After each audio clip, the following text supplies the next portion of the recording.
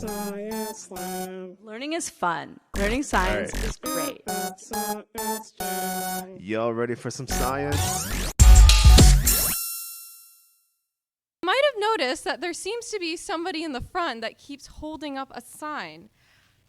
He's supposed to do that. So there we go. Hi. So for all of you slammers, that is to let you know how much time you have left. So you do have 5 minutes. And that's just, he is very nicely just there to kind of give you an idea in case you didn't time yourself. So, slammers, are you ready? No? Oh, well, too late.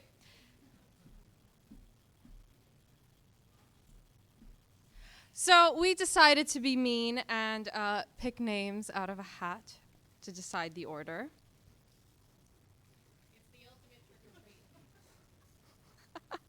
The ultimate trick-or-treat, love that.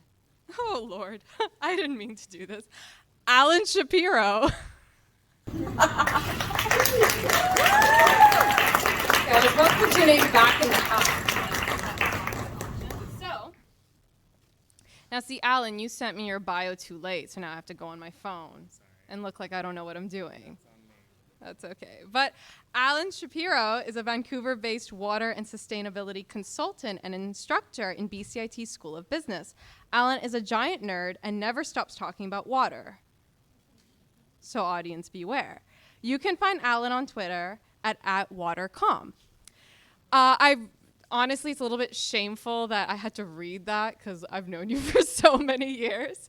But fun fact about Alan. Now, the fun fact he wanted me to say is that he recently came from Europe and actually flew over Hurricane Fiona. And that's why they wouldn't let him back in Halifax. But the fun fact I wanted to share is that he is one of the co-founders of Science Slam. So judges, be particularly difficult on him. Alan Shapiro.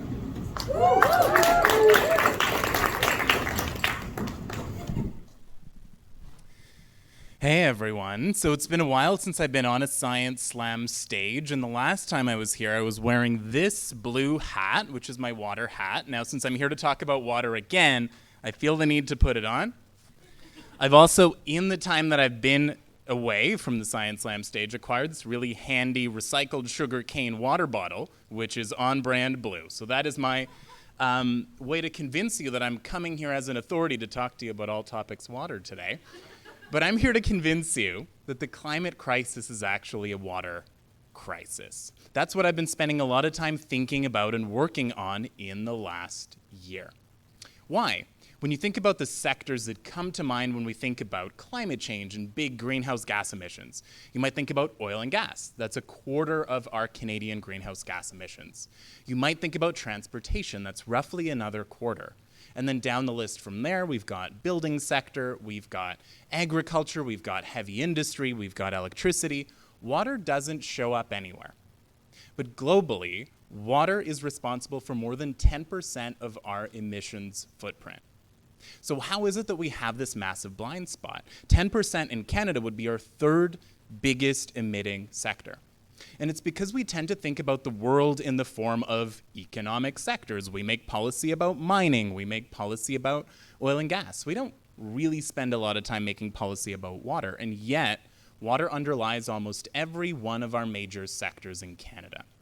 So where does that 10% number come from? Solid 4%, hydroelectricity.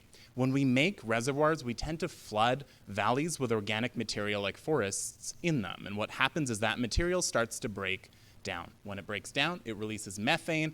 Methane is a very potent greenhouse gas. You don't have to look further than the North Shore with the Seymour Reservoir and the Capilano Reservoir. Those are human-made reservoirs. Those were not there when settlers first came to this landscape. And so those, unfortunately, are great for water supply, not so great for emissions.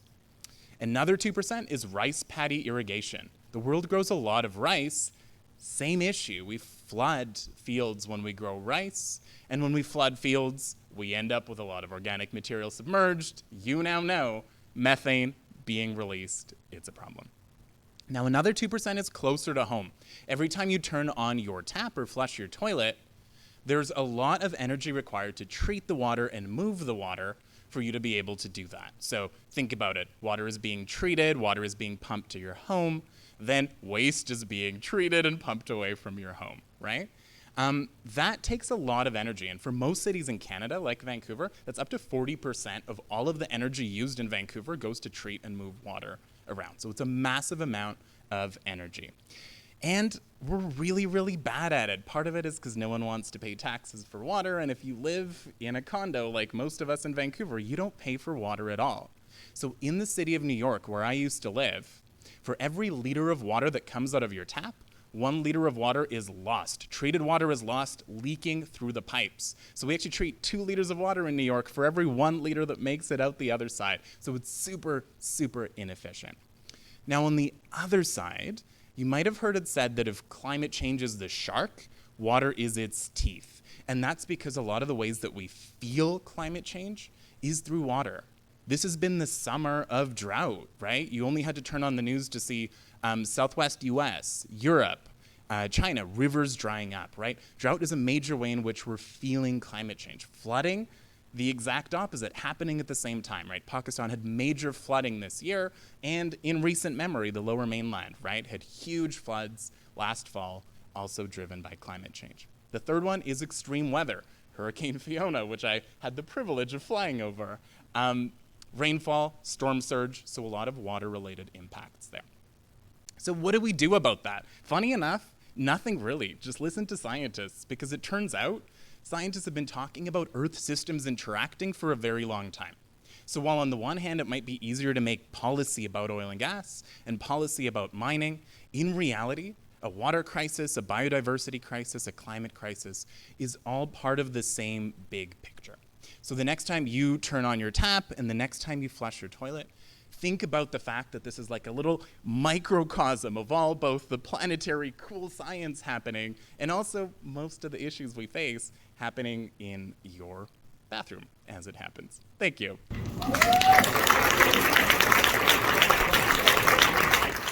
Science. Hey, what you gonna do? Learn something new at Science Slam, Science Slam. Biology, chemistry, physics, math, all up in your Go brain. Learn something get new with your a friend or two at the Science science Slam, Science Slam. Get slammed by science.